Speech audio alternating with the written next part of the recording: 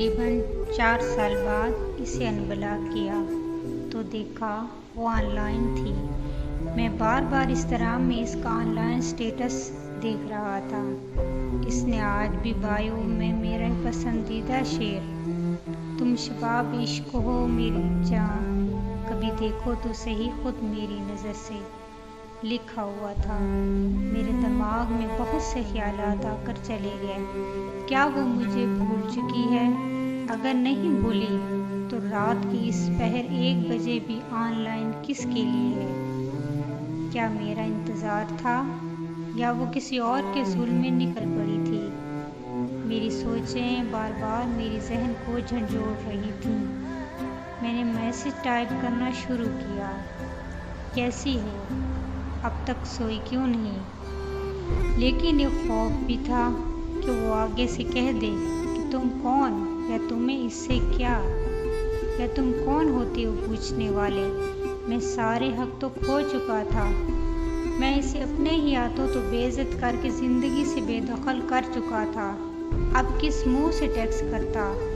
لیکن پھر دوبارہ ایک بار اس کی آواز سننے کو، اس کے لبوں سے اپنا نام سننے کو دل چاہ رہا تھا۔ میں نے کئی بار یہی فقرہ تم کیسی ہو لکھ کر مٹا دیا۔ میرے دل میں ماضی کا پچھتاوا تھا، میری ذات میں موجود اکڑ کوائے ٹوٹے عرصہ گزر گیا تھا۔ اب انا کی جگہ خوف نے لے لی تھی۔ جب میرے سے کچھ نہ بن پڑا تو میں نے ایک اسٹیٹس لگا دیا جسے ہمیشہ کی طرح اس نے سب سے پہلے سین کیا۔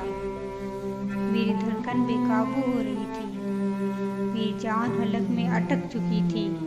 میں شدت سے اس کے میسج کا منتظر تھا کہ اس کی جانب سے ایک اسٹیٹس لگایا گیا، میں کسی اور کی امانت ہوں، اور میرے سین کرتے ہی وہ اسٹیٹس ڈیلیٹ ہو چکا تھا۔ میرا وہم یقین میں بدل گیا۔ میں اسے سوال کرنا چاہتا تھا، اسے کہنا چاہتا تھا، مگر کیسے؟ اس کے ان 2 سالوں کی اذیت کو اب میں محسوس کر رہا تھا۔ اس کی حالت زار مجھے اب سمجھ آ رہی تھی۔ وہ کس کرب سے گزری تھی میں محسوس کر پا رہا تھا۔